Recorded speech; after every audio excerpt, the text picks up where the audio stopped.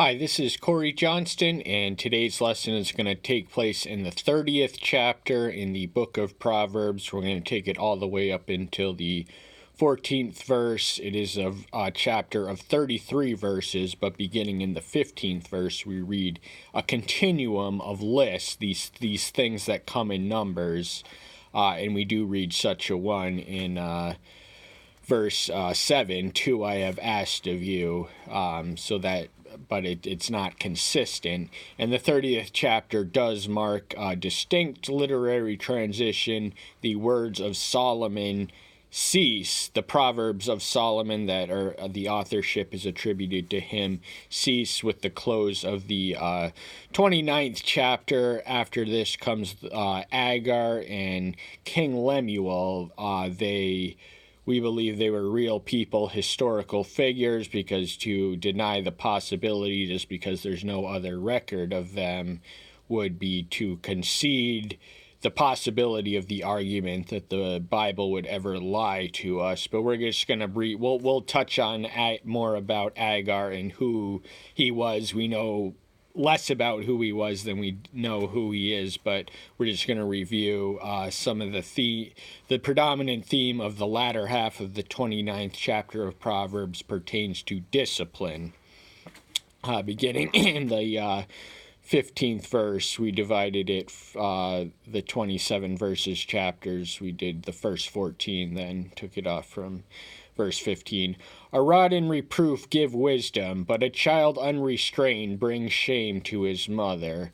So if you want to instill, raise, and condition a wise son, you're going to have to correct him and discipline him, physically beat him from time to time. This instills lessons that register thoroughly, fully, and efficiently with child. But if you do not restrain him, a child left to his own devices is a disaster. They have no discernment, they have no experience, they have no knowledge, they have no wisdom, they have no discipline. So self-discipline is impossible. It is a trait to be developed in a mature individual, but self-discipline cannot be expected from a child. To automatically acquire that trait, we must discipline our child in order to make them self-disciplined men, else they'll bring shame and embarrassment to the ones who raise them, or more honestly, failed to raise them properly, at least. Verse 17, discipline your son, and he brings you rest and delight to your life. So blessings and benefits do come from disciplining one's sons. The ones here is rest and delight and pleasure. So a son who is always in trouble with the law, if you are not disciplined by parents, then you're going to a person cannot make it through life without being disciplined, and the consequences of not being disciplined by the parents is to be disciplined by the legal system. So that can bring restlessness in a parent, knowing that their child that they failed to discipline is in jail, conceivably one of the worst places on earth. And but they will have the rest and not the restlessness if they conversely discipline their son, and they will have pleasure in your life. It will be a source of pride, joy, boasting, and respect, and it will reflect positively on you. Verse 19, a servant is not disciplined by words. Though he understands, he does not respond. Now, a servant, this isn't every servant. This is just a type of person, a person who understands words but they physically absorb them, but they do not apply them in action. So it goes in one ear, out the other. They understand it. They're not too stupid to understand. They just lack the self-discipline to act on the wisdom that they understand. So there is such a servant who cannot be disciplined by words, and such a servant it is more fitting and appropriate to discipline through the rod. But the 30th chapter begins, opening verse, the words of Agar, son of Ikech, a message. This man declared to Ithael, and you call. So Agar, Lemuel was a king, but Agar was in all likelihood a wise man. There are wise men who are listed in the 4th chapter in the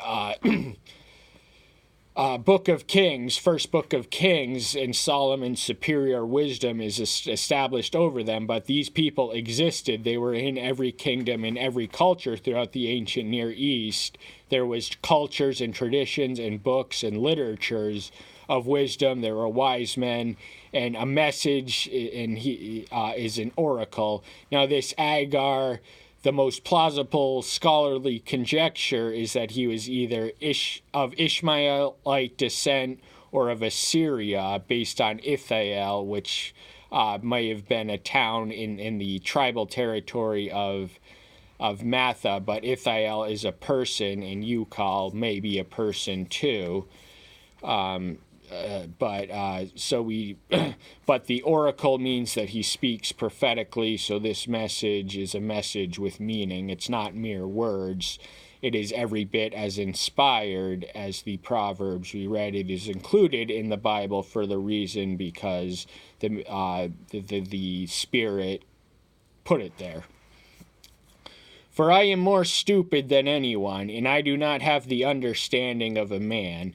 So he has extremely, it's not an understatement to suggest that he has an extremely self-deprecating estimation of his own intelligence, yet from the acknowledgement of ignorance is the foundation of wisdom. We must begin, much as if we seek salvation, we have to begin by acknowledging our sin. If we seek wisdom, we have to acknowledge our own ignorance before we attain what we seek. So it's not wrong, but he's clearly using hyperbole. He's not the stupidest person on the earth or who's ever lived or was living at the time. And the understanding reflecting in the words that he says, it suggests that he is a man of extraordinary understanding. He certainly did not lack that quality. It is only to say that he considered himself ignorant, and because he wasn't comparing himself to other people, he was either an Ishmaelite or an Assyrian, most likely. He wasn't a Jew by blood, but he was a Jew by belief. He affirms the monotheism and also the incarnation of the Son, that Yahweh had a son in verse 4. And, he affirms the scriptures and, is conscious of sins and potentials, as we read. And I have not learned wisdom, that I should know the knowledge of this sacred one. So compared to the sacred one, that is the omniscient, that's the attribute of infinite or unlimited intelligence, it belongs to Yahweh. He is the sacred one. Sacredness is one of his qualities. It translates as utterly unique and different, set apart, untouchable, unblemished, pure, righteous, and we are to be sacred because he is sacred. So as the disciple mimics the master, this is the commandment we are told in the 19th chapter of Leviticus. But once more, Agar is he claims to have not learned wisdom, but he does have wisdom from a human vantage point as expressed in these verses, but compared to the sacred one, his wisdom is as nothing. And the knowledge of the sacred one is the essence of wisdom. It's not to be found in philosophy, it's to be found in theology. That is the most epistemologically wise field of study. Who has gone up to the heavens and come down? Who has gathered the wind in his fist? Who has bound the waters in a garment? Who established all the ends of the earth? What is his name, and what is the name of his son, if you know? So there's a lot of things to digest in this. He describes deeds and doings that are distinctly divine. Only a divine being could go up to the heavens and come down. And the condescension of the Messiah is his pre-existence in heaven. He came down to the earth, gathering the wind in his fist. The weather and all the elements are under the control of the Creator. who is sovereign over his creation. And he sets the physical parameters of the seas and the oceans. He has bound it, set its limitations, and all the ends of the earth are the works of his fingers. And he wants to know what is his name. So he does. And the name of his son, if you knew. Now Noah knew that it would be his son, or what his name was. He was known as the Messiah in the Old Testament, but the existence of a son, that he would be a son. Now the Messiah, there was no authentic revelation that he would be the son of Elohim. He was to be born of a woman. We read of in the proto-evangelism, the first declaration of the Redeemer, Genesis 3:15, but in also passages such as Micah 5:2, we learn that he is born from everlasting, so he is a son of divinity.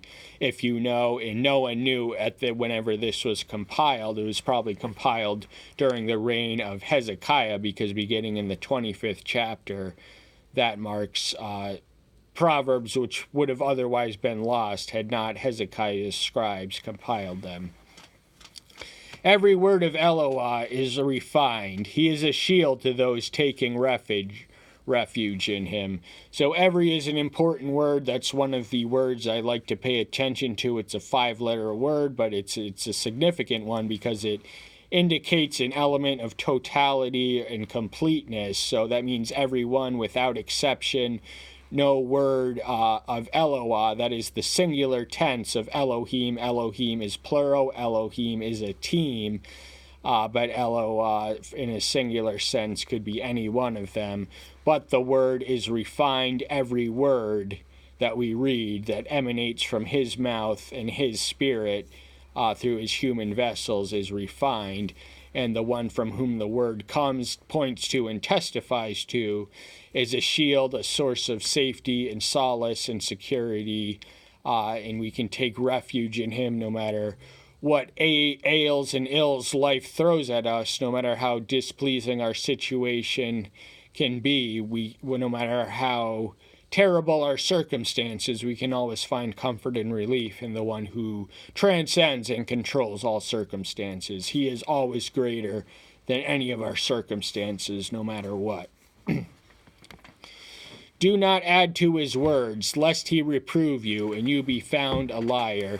So there are serious consequences for adding to the authorized canon of Scripture. This is reflected by Moses in Deuteronomy 4:2 and in 12:32, and also in the New Testament, John 22:17-19. Add nothing to this word. There are consequences, and if you do it, if the word that you add to his words, that means that they are no longer definitionally his words. These are your own, and you are doing that. You are equating and arrogating your own words to an equality that is illusory and artificial and impious to the divine word, and he will prove you a liar, because he is not a man that he may lie, but he sees all, he knows all. We can fool the entire world with our lies, but we can never hope to fool him. 2 I have asked of you, do not deny them to me before I die. So these are 2 things that he asks of him in prayer. These are his righteous request, and he wants them in this lifetime. So we don't read of the what yet, but we know when. While he's living is when he wants these petitions satisfied. Remove falsehood and a lying word far from me. Give me neither poverty nor riches. Feed me my portion of bread.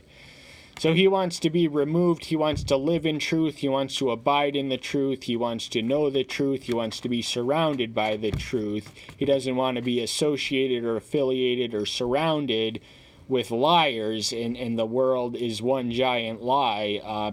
most people in it construct facades. There is we meet personas, but we seldom meet persons in the world we found ourselves. And poverty and riches both pose challenges. Wealth and poverty were compared by Victor Hugo, the French author, as comparative sins. And there are certain temptations that exist for the poor and the rich that wouldn't be there. So the act of providence, our lot in life, whether we are born in poverty or riches, I consider myself fortunate to be born in the middle class, because the crime is higher in impoverished regions, because the temptation for taking shortcuts, thievery, dishonesty, violence is certainly more palpable in impoverished neighborhoods. But the temptation for indolence, indifference, and just selfishness and just arrogance is certainly palpable for those who are born into wealth, or even those who acquire it. He's asking him to feed my portion of bread. He's asking for the necessities, not the luxury, his daily bread. This is commensurate with what we are told to do in the Lord's Prayer, Matthew 6:11, give us today our daily bread. Lest becoming satisfied, and I deny, and I say, who is Yahweh? And lest I be poor and steal, and seize the name of my Elohim. So he addresses the potential sins in the reverse order of the outcome. In verse 8, it's poverty or riches. He starts with the sin that can come from being rich, and then he progresses to poor. So becoming rich and being satisfied and having an abundance more than what is necessary, above and beyond what is necessary and vital for one's survival, and that you're going to find satisfaction in your possessions. And when you do that, the danger is eliminating the need or necessity of Elohim, and you're going to say, who is Yahweh? I don't need him. I amassed this all on my own. And lest I become poor and steal, and the temptation to steal is certainly palpable for those who are poor. It's I don't want to justify it, but it's certainly reasonable that poor people do resort to stealing for the sake of survival. Doesn't make it right, doesn't make it not sinful. It only makes it more understandable than those who do not need to steal. This would be tantamount to blasphemy, seizing the name of my Elohim. That is, to take it in vain and disrepute, to treat it without respect and reverence. Do not slander a servant to his master, lest he curse you, and you be found guilty. So there is a danger in treating an inferior. A servant is inferior to his master, and the odds are that you are equal to the master if you have leverage to slander a servant such a one. But there is also an intimate bond between a trustworthy, capable, competent, diligent, and faithful servant and a trusting master. And if an outside intervener were to try to disrupt that through lies and slanders, that is a cursing, and you will be found guilty. You are guilty of destroying a man's economy and relationships for creating unnecessary contention. There is a generation that curses its father and does not bless its mother. We are living in that generation. The children of the 60s were contemptuous of the wisdom of their elders. They thought they knew better than their elders, so they took it upon themselves to reinvent the world. But that is certainly not unique to the 1960s, and we've been living with the aftermath and after effects and side effects and symptoms of that usurpation, of the violation, the disrespect to elders and parents became a point of pride among the flower generation, but there have been other generations throughout antiquity. It is a sign and symptom of the decline in any nations when its traditions and elders are not respected. That is a recipe for ruin. There is a generation clean in its own eyes, but not washed from its own filth. So the children of the 60s, they like to go by what they called the new morality, but in truth there was nothing new about it. It was the old immorality refined and repackaged as something new. So they were clean in their eyes. They were idealistic, and their idealism did them to do a lot of perverted things, acts of violence and terrorism, and just disdain for all institutions and authority and everything. So they were not clean. They were stained by filth. They certainly did. They were too busy looking at the filth of the system to have the introspective mindset to tend their own house and worry about their own sins and shortcomings. It is a consequence of sin. Sin nature always seeks to blame others. Personal responsibility and accountability are the way of God's economy. Tragically, humans get in the way of that, and they are blinded from their own filth when they are concentrating on the sins of others. There is a generation, oh how haughty are their eyes, and their eyelids are lifted up. So pride is another symptom of a generation in a nation in decline. Pride and haughtiness and arrogance and just exalting themselves as the end-all be-all, the purveyors of wisdom, the new morality, the purveyors, the disciples, the avatars of academic freedom and political correctness. More recently, they are proud, politically correct people. Now, there is such a thing as manners, and manners are all well and good, but political correctness is a cheap substitute of manners for morals. Morals are the greater priority than manners any day of the week. So the idea that admitting offense to cowards is somehow a vice there's no legitimate basis for the validity or veracity of such an idiotic argument. There is a generation whose teeth are swords and whose jaw teeth are knives, to devour the poor from the earth and the needy from men. So this generation is an acquisitive generation. They are motivated by greed and murder and lust for the resources of the poor. They want all the earth. They want everything that the poor own. And their teeth are knives. Their words are weapons. They use them to... their teeth are swords, so that means their words are weapons. What comes from their mouth are weapons, and they are greedy and motivated. They just want the world and everyone in it and everything in it. And this generation, the 80s generation, the greed generation, the me decade can be defined as such a generation. So, but there are generations throughout antiquity with which we are not familiar with. So the degenerate generations described in detail we just covered, this marks the end of the lesson itself, are certainly alive and well in our generation and before it, but several places before it. These are all symptomatic of nations in decline, and we want to avoid the symptoms in reality, an unpleasant truth of decline, even though it is inevitable. But that's all the time we have for today. Thank you so much. I'm so glad you're here. Stay tuned until next time. I'll see you then. Bye-bye.